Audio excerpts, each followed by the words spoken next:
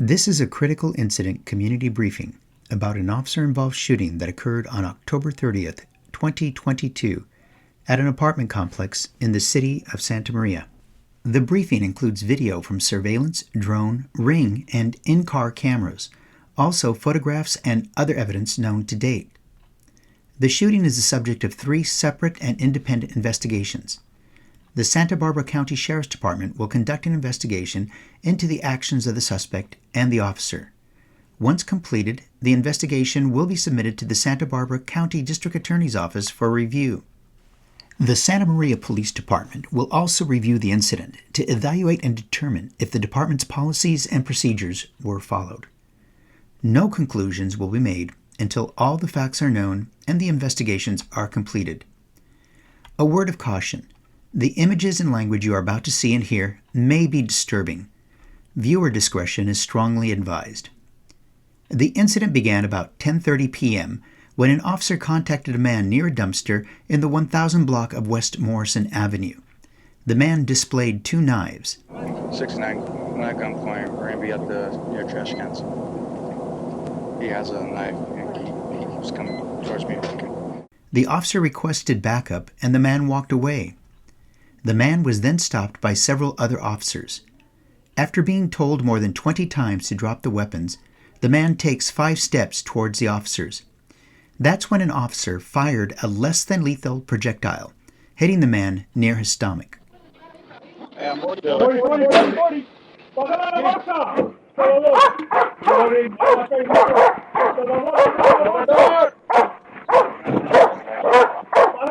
Officers continued to talk with the man to try and convince him to drop the weapon. After firing 1 additional beanbag round, the man threw a weapon at officers, hitting a police car and nearly striking the officers. The man then ran toward a 2nd-story apartment and hid behind a wall of an apartment occupied by a woman and her young daughter. The woman, now inside the apartment with her young daughter, called 911. 911, what's the address of your emergency? 731 Southwest Avenue, apartment. I have my house surrounded by police. Yes, ma'am. We were trying to reach someone that lives there. We didn't have any other recent contacts with you there. You need to stay sheltered in place. We have someone that's up against the wall there, and you need to stay inside. I am. I'm in my bathroom, and I have a gun registered to me, so if this guy comes... Okay, you don't... Okay, do you have all your doors and windows locked? Yes. And like I said, I do have a registered gun, so if he tries to come into my house, then I'm going to... Okay, ma'am. We have officers there. Please don't fire. Salvador, no te escucho. Estoy hablando con la muchacha que vive de este lado, no contigo. Salvador, ¿ocupas ayuda médica? Yo sé que te lastimaron ellos. In an attempt to de-escalate the situation and persuade the man to drop the knife and surrender peacefully, officers and a hostage negotiator talked with the man for more than 90 minutes. During that time, the negotiator repeatedly asked him to set the knife down. Several times during the standoff, the man glanced over the wall and yelled at officers. Officers deployed a drone to see what he was doing on the balcony. A police officer monitoring the video feed from the drone saw the man put a knife on the ground. The knife is on the ground next to him. Deploy. Now, more than 90 minutes into the negotiation, police decided to take advantage of the situation. That's when they fired less lethal pepperball rounds at the man in an attempt to end the situation. Watch as the man begins throwing objects at the police, including bikes and chairs.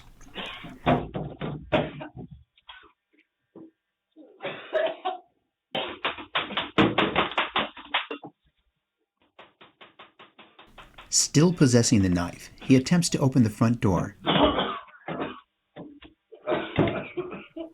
He will take a large reddish board and smash the window of the apartment in an attempt to enter the apartment where the woman and child were sheltering in place.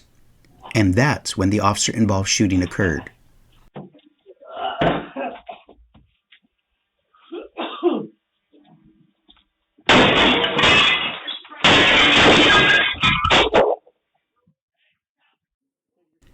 Officers quickly made their way up to the 2nd-floor landing to disarm the suspect and move the mother and her daughter to a safe location.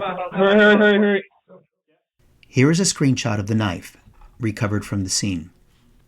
Officers attempted to render aid. However, the suspect succumbed to his injuries. The subject's motivation and to what extent drugs or alcohol may have played in his behavior are unknown at this time and is part of the ongoing investigation. The man was identified as Salvador Macida.